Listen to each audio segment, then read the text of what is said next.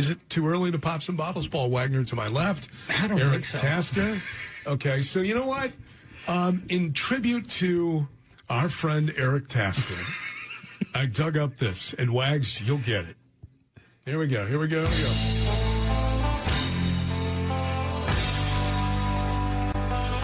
Tasker, do you know what this is? Yeah. There. Of course I do. I actually have a Ted Nugent cookbook. Autographed by Ted Nugent, yes. It was at the Wilton Rod and Gun Club many years ago. Yes. Milton, you said. Wilton. Oh, Wilton. Up in near Monroe County. In the wild again. And I feel right at home where I belong. Eric Tasker felt right where he belonged. I had that On Wags Farm. coming over me again. Mosquitoes flying around my head. So many times Sun was starting to set. I knew time of the essence.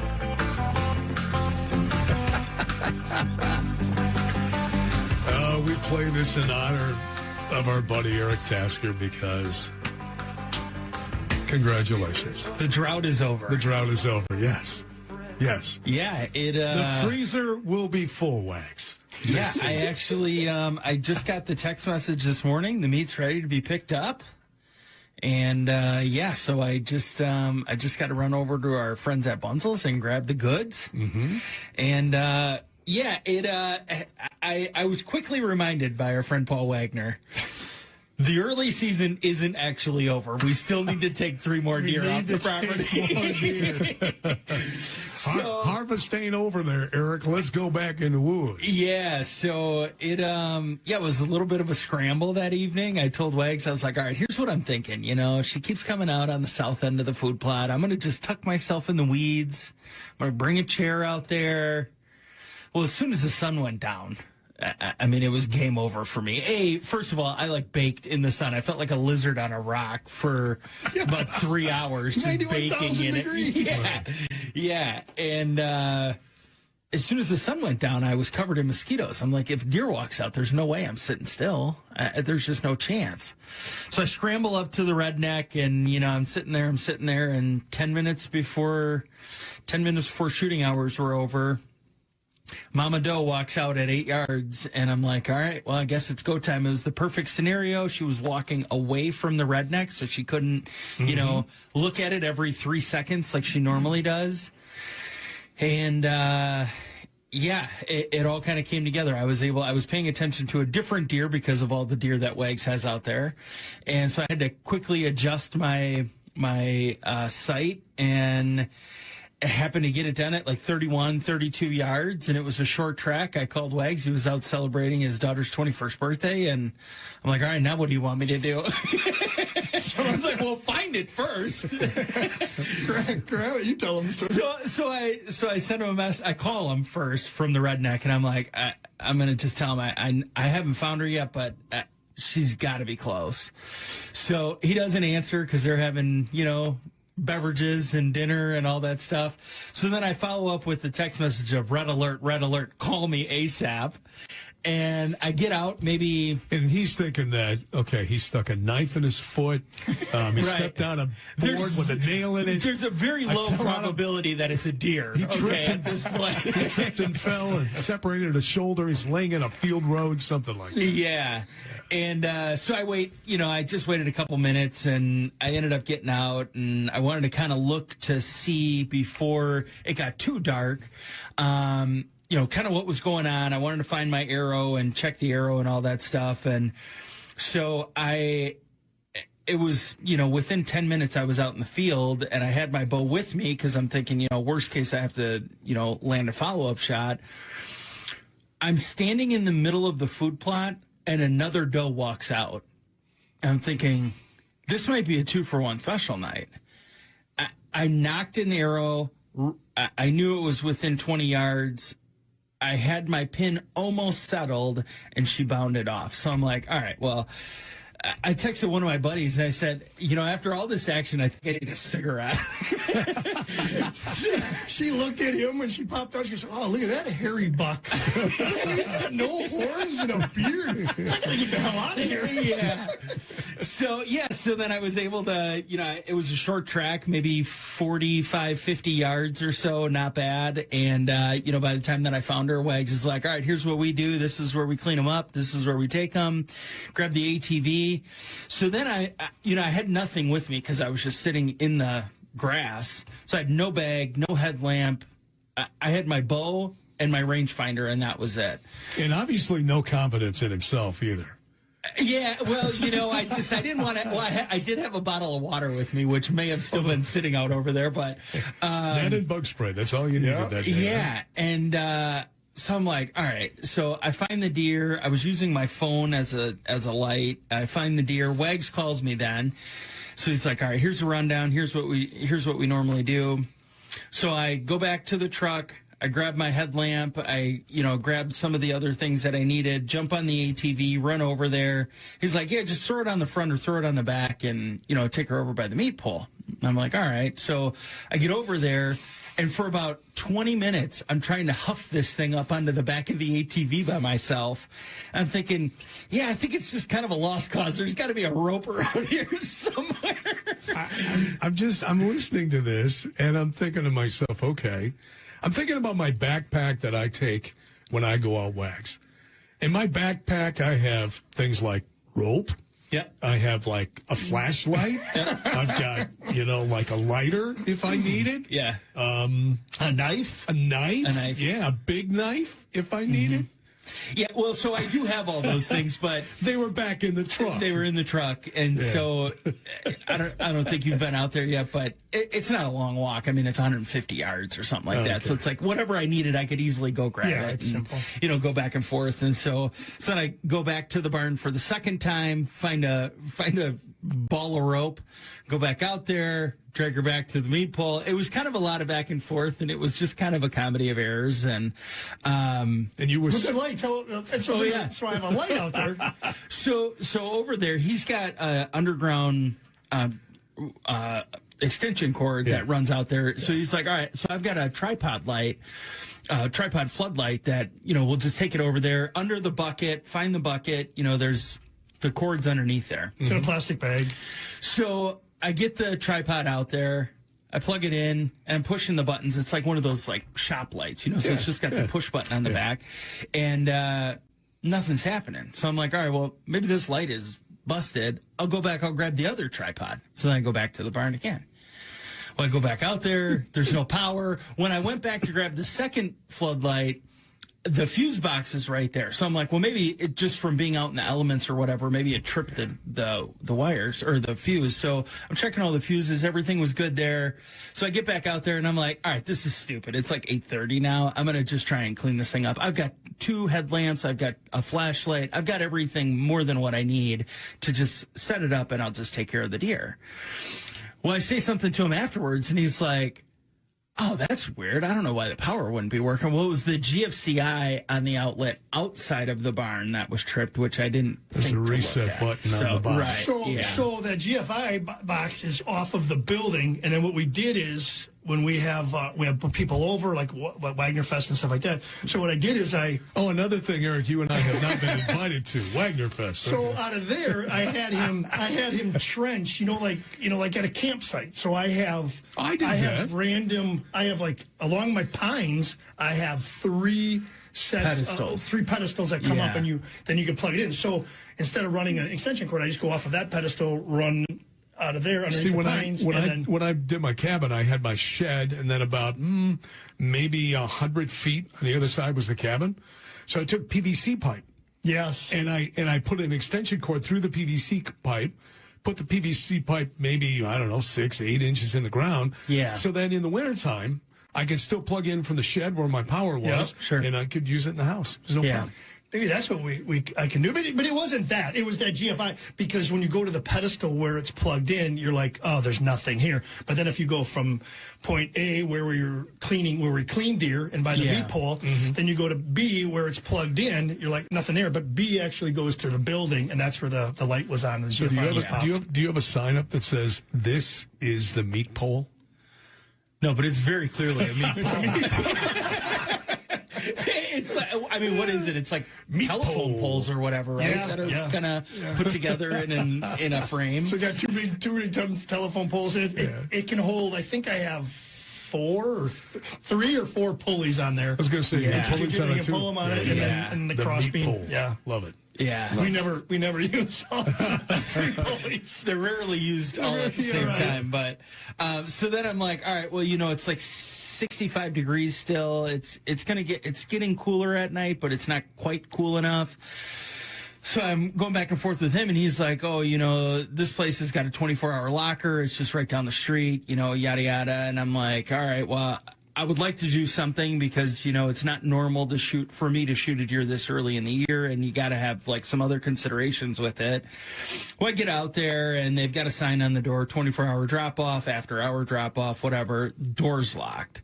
So then I'm going to Quick Trip, and thankfully I had like a brand new tarp that I could just, kind of cover the inside of the cavity, packed it full of, big bags. And then first thing, that next morning, I was deer number 4 at Bunzel's Meat Market for the year. So it actually ended up all working out. So I'm happy to say that I did a third.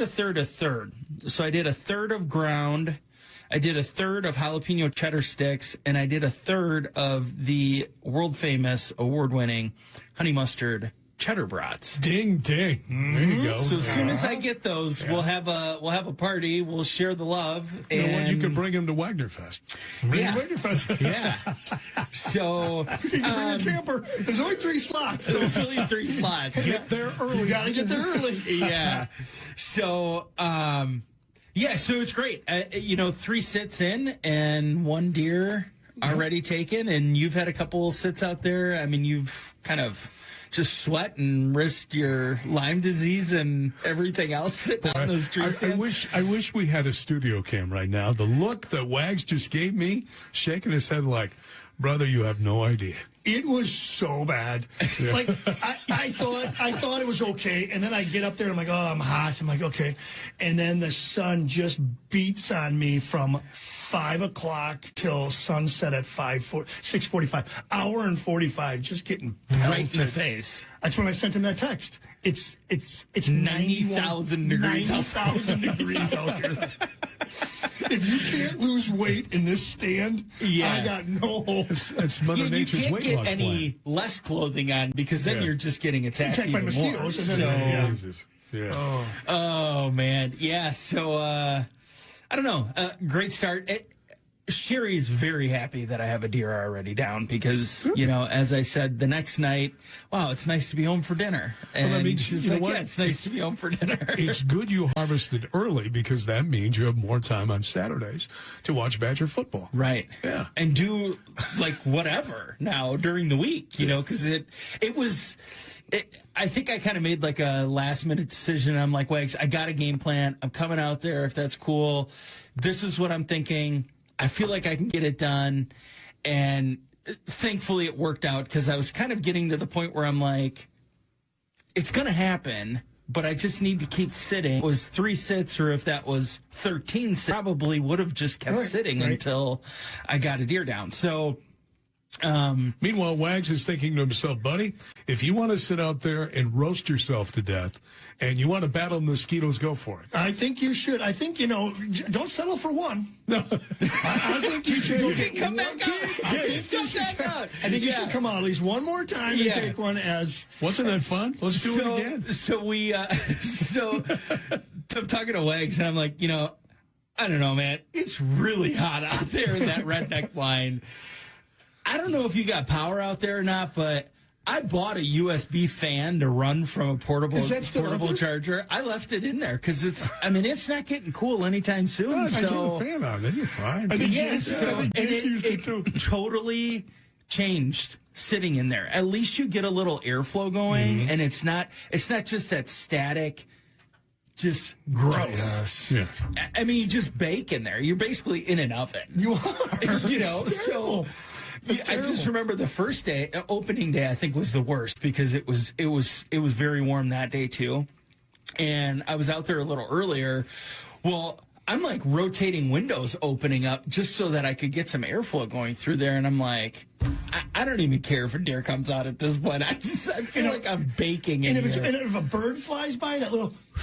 Yeah. Like, oh, that feels so good. Just it's even gone. that That's the only would have been breeze perfect. you got. Flap your wings faster. Yes. That's what I need you to do. So, So congratulations.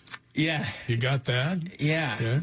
Yeah. Yeah. So now I guess I got to go back out and get another one. And Well, so before, I know it's hot today, but before when we had that cold front come in on Wednesday, yeah. so Wednesday night, like I was talking about earlier, all of a sudden it was a buck parade again. Yeah. I wasn't out. Me and Tasker moved stands. We boogered the whole woods up. We moved it around. I'll let him tell you more about it. We moved it around, cut up shooting lanes. I just had to try to adjust. And I'm like, okay, well, I'm not going to sit out tonight. I know it's a great night, but forget it. You know what? Just let it go. Let it settle down. Boom, boom, boom, boom. The camera's going off. I got those 2 8s. I had a 10 on the backs. I mean, it was just unreal. So, and that was after we were out there for, it's funny. So he's like, hey, you know, if you got some time this week, can you come out and we'll move some stands? I need to like adjust some stuff and maybe like rotate one stand and then move another one. So he's like, it should take us 30 minutes, but realistically, we know that it's going to probably be 90. No. But the beer will be cold, I promise. Yeah. So we get out there, and it was like 2 hours. You know, it was a couple hours, and he's like, "All right, well, we're gonna go get some wings and whatever. So we're gonna get out of here." And I was getting home, and it was getting late, and I don't know, it was probably 5:30, something like that, Yeah. whatever. Yeah. So we get back and. He must have just got to dinner, and he's sending me trail camera pictures, and they're just everywhere in the field. The 2 8s are fighting each other. I'm like, what in the world? So even after we did that, and it's not like it was cool. So we were sweaty, and we were, you know, working out there, and got our hands all over the place, and we're tracking our boots through there, and they just didn't care. And the good thing is where we moved the stands, because where this one nicer buck came through. So I said, Task, okay, so here we are in the woods. There's a camera over here. I'm pointing to my right side, and there's a camera over to the left side. He did not show up on that one, but he showed up on the middle one. So somehow, some way, he's avoiding these cameras. So I'm assuming he's coming straight up the gut, you know, just right up the middle. So we move it. That's the same. We were like right there for 2 hours. Yeah. We're grabbing branches, cutting stuff, sweating, running around, making noise, and within an hour, right through that same path. So we made the right decision, but the decision to sit was the poor one, because I should have sat rather than leave. Yeah, Mama wanted wings, so. And Sherry was gone, or Sherry was still far away. So he's like, hey, I got some time. I go, oh, I heard you on the phone. So I said, we're just going to go grab some wings right now at the Rocks. You know what? And listening to you guys, and two things popped into my head. First of all, what popped into my head, unfortunately, when you're telling me about the bucks you've seen and everything else, that somehow in late November, I'm going to get a photo from you smiling, and you're going to be on your neighbor's property again, holding up the head of the buck that you basically groomed for them. With a bush light in my hand. Yeah. The other thing I thought about, too, and this is the cynical side of me, because in sports, especially when it comes to the Brewers, we've had our hearts broken so much.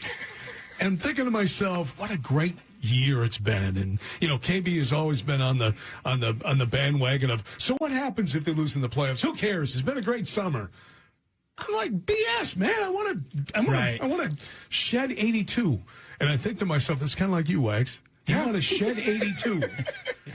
We almost shed 82 pounds out there, so if he keeps sitting, he might get close.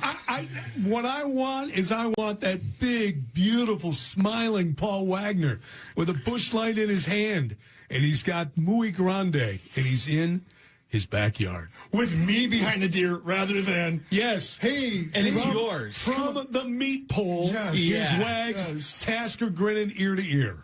Yes. Rather than me fake smiling, drinking with somebody else that, oh, by the way, do you want pictures of your deer in velvet? Would you like me to hold the camera? Jackass. Yeah. Paul, Wags, do you mind taking a picture for us? Past shows, you can download it. The shows on our podcast page. Just look for the podcast tab on the station website, and you will see Tailgate Talk, and you can download it right there. So last week on the show, I think it was in segment 2, we were talking about Wags' little gun raffle that you had going on to benefit some fine folks in the Lake Country area. And ding, ding, you had some success.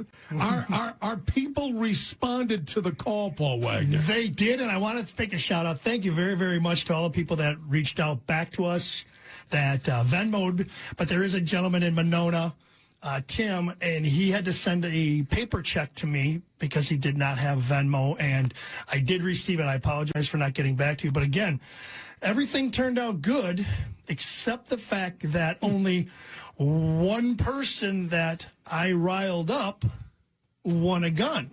Well, what? Somebody that I gathered. You recruited? I recruited. Yes. Won the gun. And it was not me. It was not one of our listeners. It was not one of the winner's clients as that he works with. It ended up being... Whoa. Are you... Because there was a text chain between the three of us. It wasn't you. No, it was Saturday morning. And here's the thing. I didn't see it until after the deadline. So I'm like, damn. But I saw that. So everybody lost except one person in our group. Well, Tim, I'll just say thank you for not buying a ticket because Eric Tasker won a shotgun. Yeah, so... hey, you know what? I've seen you use a shotgun. Donate it back. Yeah. Well, I'm thinking to myself, what am I even going to do with this thing? Exactly. Donate it back. Ah, jeez. It's a nice one. You tell me. So Wags calls me on Sunday afternoon then, and he's like, you lucky SOB. I'm like, what? And he's like, you won the best gun in the raffle. And I'm like, there's absolutely no way. So I have a thing with gun raffles that I never do them because I never win. You do now. And I'm like, all right, it's for a good cause. It's right in our backyard. And the real reason was I had like $215 in my Venmo account. So it's like free money at that point. It's like you don't even think about it. You're like Zabe. He returns stuff. He goes, oh, look, I've got money in my Venmo or my Apple account. Yeah. So I'm like, well, this will be easy. I'll just Venmo you, Wags. So, hey, it all worked out. And did. Yeah. He got the Frankie. And the Frankie, in my opinion, was the best gun. It was the best gun. So he brings it over Wednesday night when we're moving stands. He goes, you got to just look at this. You got to look at it. Tim, I swear this gun is lighter than my phone. Really? It is so easy. It's a nice swing. It's camo, synthetic. It's the Frankie A3000. I can't remember what it was. The Affinity 3. The Affinity 3. Yeah. It's absolutely incredible. It's an awesome gun, and he has no excuse now. What's the recoil on it? None. Really? Wait till he shoots it. Wow. You can get an extended pad for that. But my buddy, one of the guys that hunts at my place too, right. He says he's got all these guns. That's his favorite gun. He says it's easy. He lets his son shoot it because it kicks. It's so. But he was shooting 2 3/4. Okay. So he's not shooting the 3s, but he's shooting 2 3/4. And he said it had less kick than his 20 gauge or the 4s, the little guns that he had for his son. See, what I remember when you're talking about that, my dad was an avid Canadian goose hunter. And he had, I want to say it was an Ithaca 10 gauge.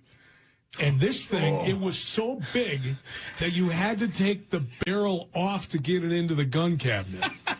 And I swear to you, it seemed like 8 to 10 pounds. Yeah. And when you shot it, as a matter of fact, my brother braved up and said, you know what, with my grandpa, they're like, I'll shoot my dad's gun. My dad was like, there's no way you're going to shoot this thing until you're older, right? Oh, grandpa's like, Dad's away. Let's have some fun. I'm watching the kids. So my brother's about 10, maybe 11. No. He never pitched again. And he shot that thing, and literally it threw him backwards. And so it's amazing to me when you talk about technology, how much it has changed since then. And again, that's 25, 30 years ago, but still, I mean. Yeah. And I remember that when those longer barrel, obviously the waterfowl hunters like the longer barrels. Yeah, that's what this was. And I like this, but you know what? With the swing rate and stuff like that, this gun is absolutely incredible. That's crazy. It's absolutely crazy. incredible. Yeah, I mean, I don't know. Yeah, it's going to be really good for me. It is. So wait a minute. So I'm excited when you about won, okay, when you won this, did you do like most people do? Like, for example, if you're at one of your baseball raffles with autographed memorabilia, and I've done a lot of NFL alumni stuff. So people it used to be that they would buy it because, God, I love Russell Wilson. I love, I love John Kuhn. I loved whatever Packer it might be, or Brewer player, or Paul Wagner, whatever the case might be. And so then they would take it because they cherish it. They'd have something that's autographed by one of their idols, right? Nowadays, when people do these things, you see them at a table. Okay, so I'm on my phone, I'm looking at eBay, and I'm saying, okay, so a Russell Wilson autographed Wisconsin helmet is selling for $200. Oh, I'll get that sucker for $100. I'll flip it.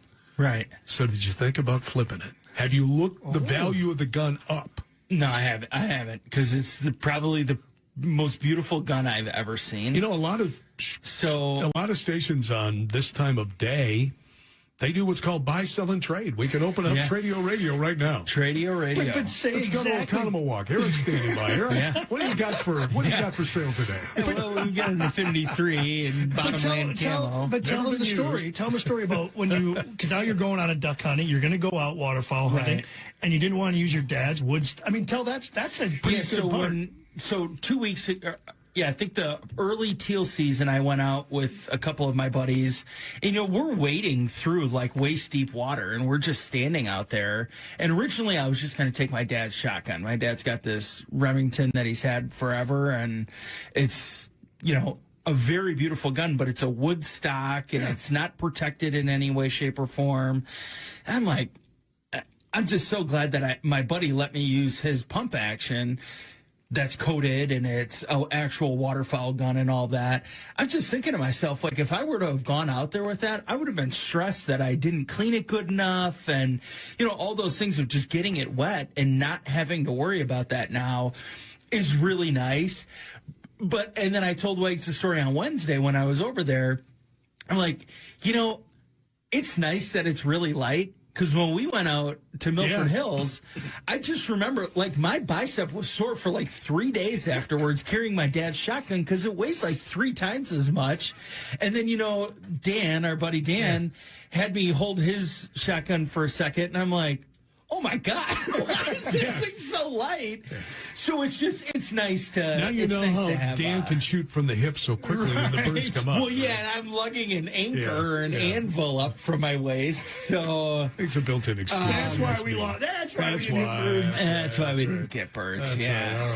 So congratulations. Yeah. So you're a lucky guy. So the luck continues. Oh man, you're on a roll. And I don't know. I'm optimistic for that dough for the rest of this season. You know what? And it comes in threes. It comes in threes, so I guess I'll have to get. So whatever you do, you want to get lucky, stay with this guy because he's got you're a doe with a bow, and you got a gun.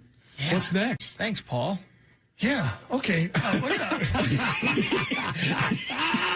He's like, can you use some of that luck and help me take a couple more dollars? Yeah, that's right. So, all right, let's do this. We do this in segment number 2 in the show. No views, just news. From the Tailgate Talk news desk, here's anchor Eric Tasker. Well, the first story comes out of the East Coast, and it brings me back to my days in college where I just remember, having a house and, going hunting with my buddies and bringing deer back. And, we're off campus housing at the time. So we've got a garage and we've got all those things that we can kind of, field dress not field dress the deer, but, kind of clean it up and, store the deer and whatever. Well, 2 Cornell students killed a bear and skinned it in their dorm room. So? Turns out that's semi-frowned upon. You think? And authorities were called. But because they had valid license and they did everything, as they were supposed to, except, maybe not bringing it back into their dorm room, no charges, no nothing were, no file, or, were filed against these students. So question. How big was the bear? 120-pound black bear, which sounds very small, kind of, but still. Okay, so when did they do this? Like, what time of day?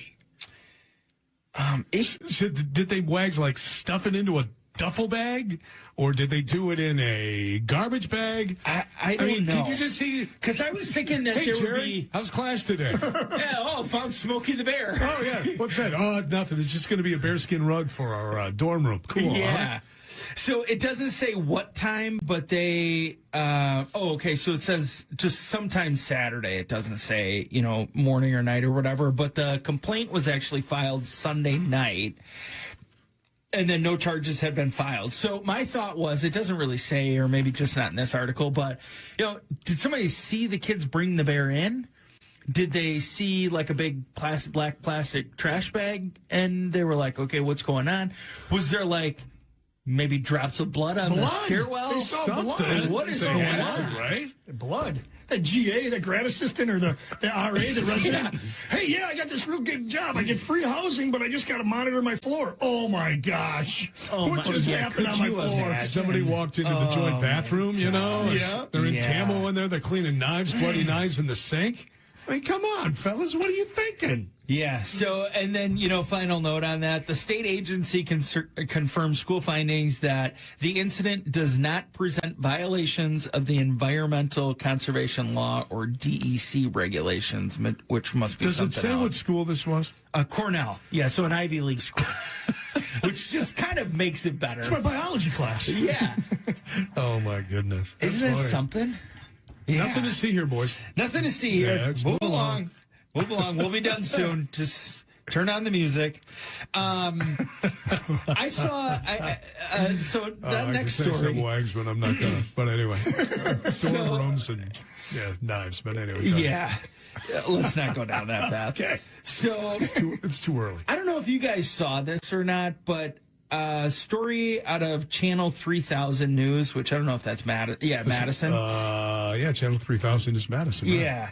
So they had posted a notice this week that, we're starting to get into migration season, bird season, waterfowl seasons are opening up. Encouraging local businesses, residents, and municipal officials are being asked to turn off non-essential outdoor lights on Wednesday night from 11 to 6 a.m. And it's supposed to help protect migrating birds. So I'm not really sure how that would make that big of an impact, but the glow from the lights can disorient these birds as they fly at night, making them more likely to land in hazardous areas. Birds searching for food during the day may also collide with windows when they see reflections of the trees and other habitats. Sounds like a Dane County thing to me. It does. So it got me thinking, how many birds are actually migrating over the state of Wisconsin at any given point in time? It's a great question. Okay. Are we really, do we have that many that are migrating over the state that we're doing light Madison? dimming? Or are we talking the Mississippi River? Right. Now, to be fair, correct me if I'm wrong, boys, but I believe that Dane County is the largest county or one of the largest counties in the state of Wisconsin. Okay. So we'll give them the benefit of the doubt, tongue firmly planted in cheek here, Wags, okay, that it's a big county. So you're going to have a few more migrations going on. And I don't know the Dane County marsh system. And you have the lakes that are there. A lot of waterways there. Yes.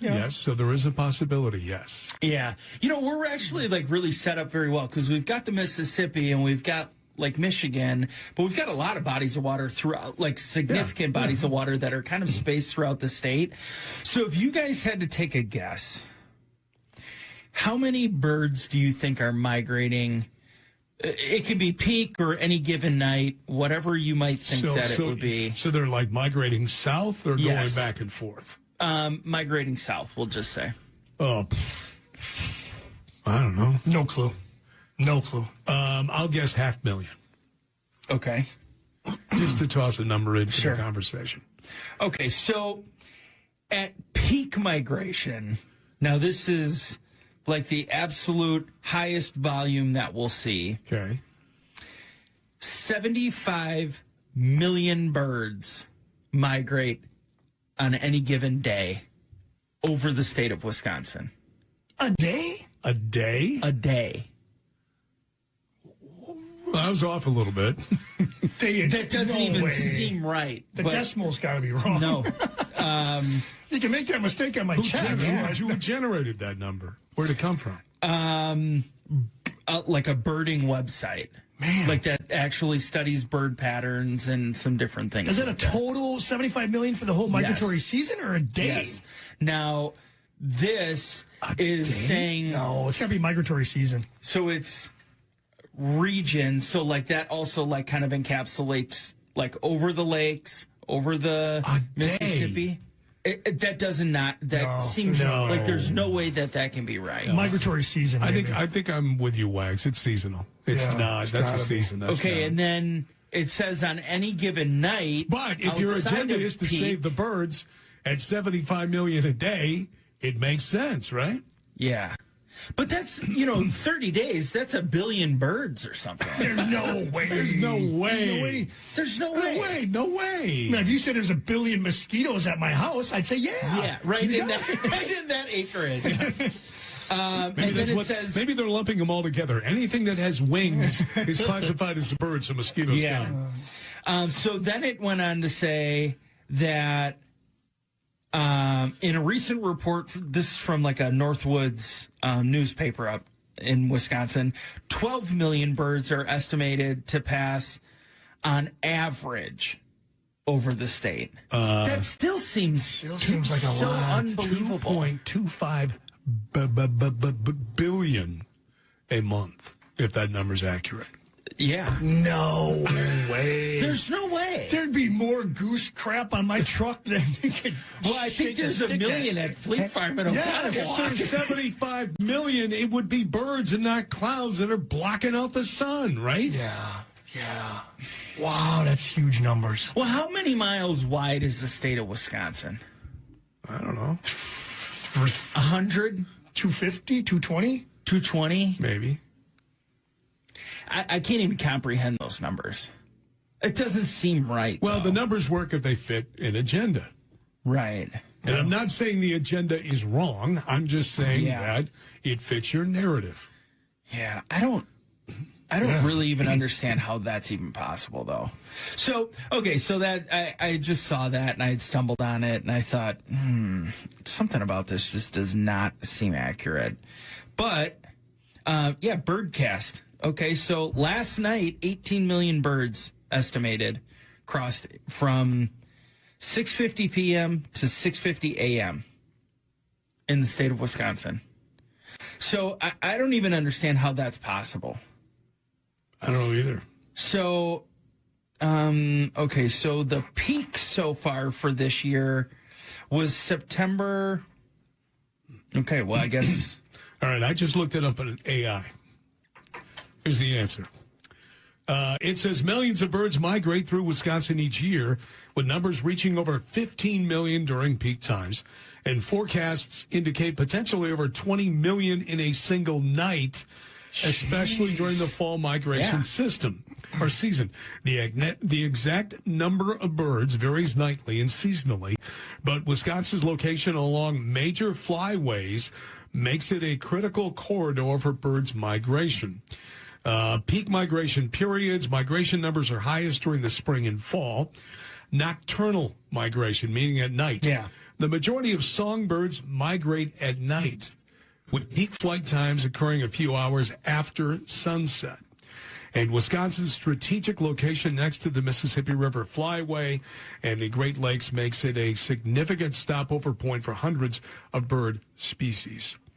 Yeah, because if you think about it, we're not just talking about geese and we're not talking about, ducks of And whatever variety. I was until you said songbirds. Yeah, so it's like the warblers. And right here it says, Eric, how you can help.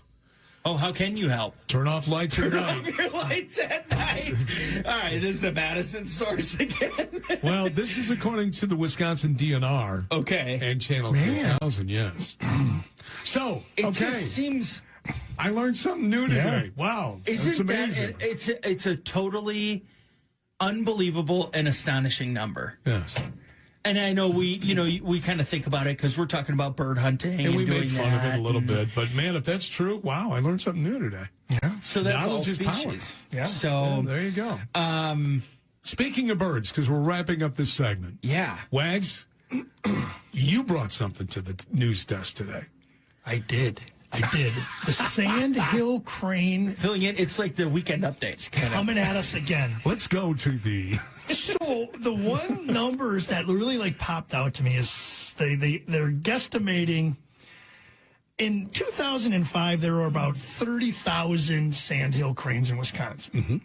20 years later, there's over 100 and let's just say 115 or 120. The foundation is doing its work. But though you can't hunt here, there are 17 other states surrounding us that allow the hunt. So it's almost like really quick. Wisconsin going in for the fourth vote or something due to, I think they've done 3 proposals for legislation or 4 legislation proposals in 12 years, it said, going in again. But 17 states. So basically we seem to be the safe haven. So if you're a sandhill crane and you know one, you would tell your sandhill crane buddies, hey, don't go there. Don't come to Wisconsin. Because even though those guys in this room right now don't know how to shoot, some guys do know how to shoot. He's got a lighter and you'll gun be now. good because they can't hunt you. Yeah. You remember Marge from last year? Yeah, she left Wisconsin. She didn't come back. Yep. I thought she's going to So- Florida. No, she went to Wisconsin. Yeah. No state income taxes. No. We can Sandhill plow. crane. That's right. Yeah. Exactly. Yeah, so it says that the estimated population was growing about 4.5% annually when it started, and then I think I had read an article a couple months ago when we looked at this that it was almost 10% that it was growing. I think the only So way it's exponentially growing. I think the only way this changes is if there is some type of, how should I say this, nuisance permit. Yeah. Or something like that where, you as a farmer or a large landowner can show that there is damage being done to my crops. Mm-hmm. And there's tens of, millions of dollars in damage that are being done by sandhill cranes because it used to be not a problem. Now it is a problem. Yeah. And I wonder if you look at the states that allow hunting of sandhill cranes, if that's kind of where the genesis was for them to allow people to shoot it. Right. So Yeah. I don't know. It's you know what? And I've said this before. I think you agreed with me last time I said this, Wags. I don't think in my lifetime I'm going to see us being allowed to shoot sandhill cranes. I just think that Money. yeah, money. Yeah. Yeah. That group, that advocacy group, Right. is still strong. Yeah. So the Badgers have an 11 a.m. kickoff against Michigan. So we actually move up an hour. We start earlier at 6 a.m. and Wags loves those early 6 a.m. wake up calls. Yeah, he's looking like, what? You didn't tell me about that. Mute. Yeah. This show wouldn't be possible. They've been with us since the beginning. Our friends at Bunzel's, taking care of Eric's deer, but they have far more than just that, don't they? Yeah, so they are kind of a one-stop shop for a lot of things, and I learned something about our friends at Bunzel's this week. I had always thought that their wild game processing plant was across from the middle school and high school. That's right on 84th and Burleigh. They actually have 3 different locations. So if you are fortunate to harvest a deer and you do intend on taking it to Bunzel's, I just want to make a quick note about that. Their wild game processing plant location is actually 78th and Burleigh, and it's on the north side of the street. They have a super easy, convenient drop-off. It was super easy to get in there and just kind of, give them your information, tell them what you want, and kind of go from there. The place across from the high school, middle school is actually their sausage making plant. Okay. So it's a little bit different. Cool. But yeah, I'm really looking forward to it, and I know that they make really good brats and sausages with everything else, so it can only get better if it's venison. But I'll make sure to grab some other stuff on there because, they've got, bakery stuff. They've got their deli. So if you need pasta salads and all that stuff for your tailgate, they can take care of all that. And, I think next week we'll have a new monthly special. So we'll just kind of keep an eye on that for whenever that comes out. And, I'm really looking forward to finally having a circumstance that Bunzel's is the place that worked out for me to be able to get my deer there. All right, so Wags, I got 2 baseball questions for you, okay? As we wrap up this show. How about freaking Cal Raleigh? How many home runs does he have? Well, he's got 60 now. I mean, by the time we do this, it may be more. But he had his 60th this week. And that dude ain't juicing. No.